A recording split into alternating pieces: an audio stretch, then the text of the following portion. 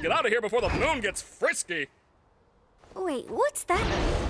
While fans patiently wait for the second episode of the Amazing Digital Circus to be released, more questions have arisen about what we could expect to see in the show's future. With no answers yet, fans theorize where the characters could have come from and how the truth could affect the characters. With each character being wildly different from the next and the universe already leaving fans with so many questions, it only makes sense for each theory to be different. This is why today's video is about the 5 craziest fan theories we've heard so far. You know how I never like letting people see my unfinished work.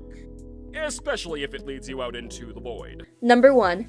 Everyone is transported there on purpose. One thing that quickly becomes apparent as we watch the pilot episode is how each character is very different. With this uniqueness being a common occurrence throughout the episode, it makes sense why the creator handpicked them to be there. Since none of them are the same, it makes their dynamics as friends and possible enemies more fun to watch while making us wonder if that was the intention the whole time. One of the more popular theories amongst fans is that Kane has handpicked each character to serve a purpose. If this were the case, it would mean Pomni and the rest of her friends all play crucial roles to Kane, and that possibly the people who have abstracted deviated from their roles in the circus and he had to get rid of them. If that proves to be the case, it would up the fear factor of the show to another level. Don't you worry your little head. Your new name can be anything! Number 2. The fourth wall will be broken. Ever since the beginning of the first episode, Kane seems to be talking to the audience while making eye contact with the camera. This is common when the intention is to break the fourth wall, involving the audience in whatever is happening on the other side of the screen. This makes sense for Kane to be doing because we know that every character in the circus was once nothing more than a viewer with a headset, and now they've been sucked into their digital prison forever. At the end of the special, when Pomni realizes there's no way out, she also seems to be looking toward the camera to show us exactly what she is feeling. If the truth was revealed, we can learn that the circus is for people like us to watch. Some fans expect the camera to pan out and show someone watching the show on YouTube, similar to us watching Breaking the Fourth Wall completely. Since we know the shows will eventually contain horror, breaking the fourth wall could be a way to turn the show into a psychological thriller and leave the audience with a lasting impression, as one of the more mind-bending cartoons of its genre.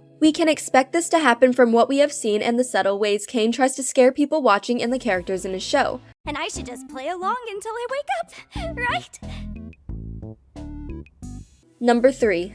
The only way out is being abstracted or the void. When Pomni finally finds the exit door and seemingly a way out of the nightmare she's found herself in, we are left on the edge of our seats as she opens door after door until she enters the void. With the music going quiet and Pomni getting a faraway look, it makes us wonder what she could have seen when she entered the void Kane warned her about, or how Pomni felt when Kane pulled her out of it again. Since Kane is determined to keep everything in his circus a secret, it makes sense why he wouldn't want people sneaking out into the void, especially if it were the only way to escape. Fans think this is the case, and the only 2 ways to escape the circus are by entering the void and waiting for the characters inside or being abstracted. Neither option seems like a smart way to leave, but if it remains the only option, we can understand why the old characters stuck in the cellar were so determined to get out. If Pomni could convince the rest of her friends to escape with her, their force and number could be enough to overpower Kane and allow them to escape the digital circus. The second way would be the less favorable option. When Kaufmo undergoes the process of being abstracted, it certainly doesn't seem like the best way to go out, especially when it requires losing your mind first. But some fans have theorized once they enter the cellar they can finally leave the circus, and if that were the case, we could expect to see many more characters decide to lose their mind to the madness they're feeling. With only 2 ways to leave the circus, we wonder which characters would choose the easy way out and who would stick around long enough to find a way into the void again. We don't venture out into the void. Not even I know what's out there.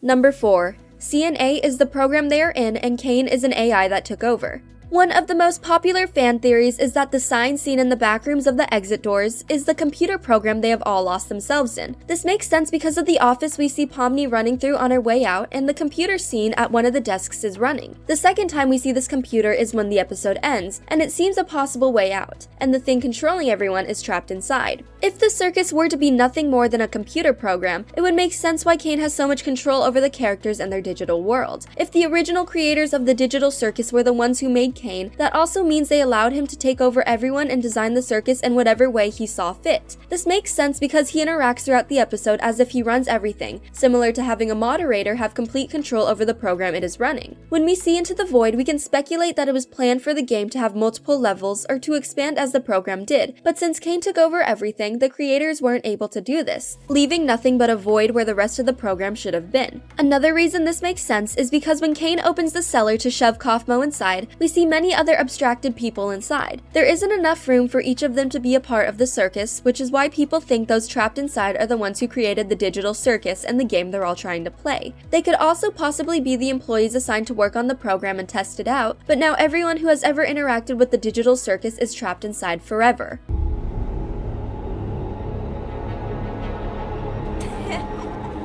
Number 5.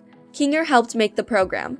Branching off of the original theory that the whole circus was simply a program and that Kane was the AI in charge of running it, is that Kinger was involved with making the program. We see throughout the episode that he's the closest to becoming abstracted and has nearly lost his mind several times. The other characters express how surprised they are that Kinger remains at the circus, which makes us question why that is. It makes sense he would be the next in line to lose his mind, yet for some reason he hasn't. Since we also know he's been there way longer than any of the other current characters, there's a chance that Kinger used to be someone in charge of running the program, or even Kane himself. It would make sense for Kane to keep him around if this was the truth, even if he has become the craziest of them all. Since Kinger likely knows the most about the history of the circus, we can expect any secrets to come from him and the possibility of finding out he was the one who created the entire circus in the first place, and Kane isn't the one to blame. The most mind-bending twist for the show to end on would be for Kinger, the craziest character of the bunch, to be the mastermind behind it all. I think Kaufmo's gone insane.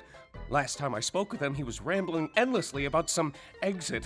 With so many possibilities, we can only expect future theories to be even more outrageous and possibly even closer to the truth. With no clear indication as to when or if the second episode will air, we are left with only our imaginations to guide us through the mysterious world of the Amazing Digital Circus. With Pomni trying to find the truth and abstraction around every corner, it's no wonder Kane is nervous for her to find out the truth, just as we are excited to do the same. Oh, he's doing great. In fact, I don't think I've ever seen him this happy before. Thanks for watching. If you enjoyed this video, be sure to hit that like button, subscribe to our channel, and turn on notifications to stay updated on our uploads. I mean, no offense, Kinger, but I always thought you would be next. Thank you.